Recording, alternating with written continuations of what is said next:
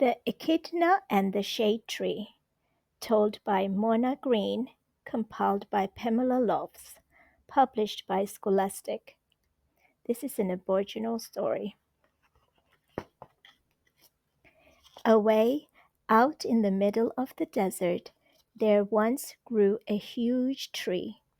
It was so big that it shaded the whole land from the scorching sun. All the animals lived in the shade of this tree. Each day they would hunt for food, while old Echidna stayed behind. He looked after the children.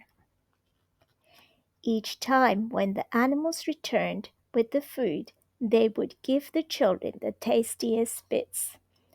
But poor old Echidna got only the scraps.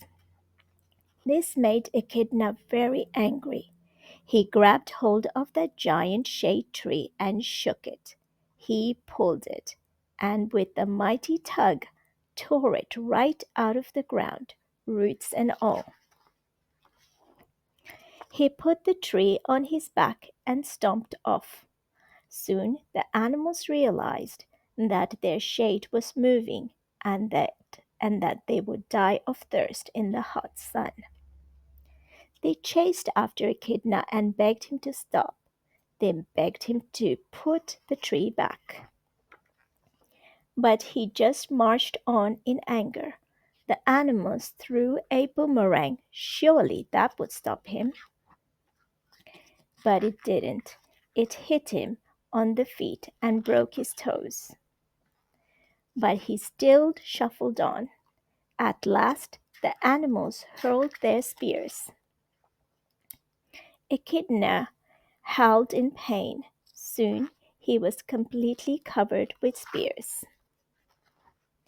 The giant tree crashed to the ground. It rolled over and over across the plain, and its huge branches broke off and stuck into the ground. Poor Echidna lay dying. Soon the animals began to feel sorry for him.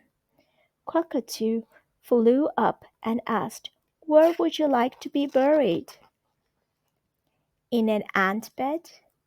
In a clump of spinifex grass? In between some rocks?"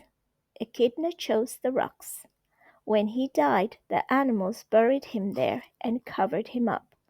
Only the spears were sticking out.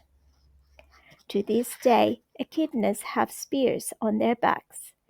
They still shuffle about on little bent and broken feet as they hunt for ants amongst the rocks.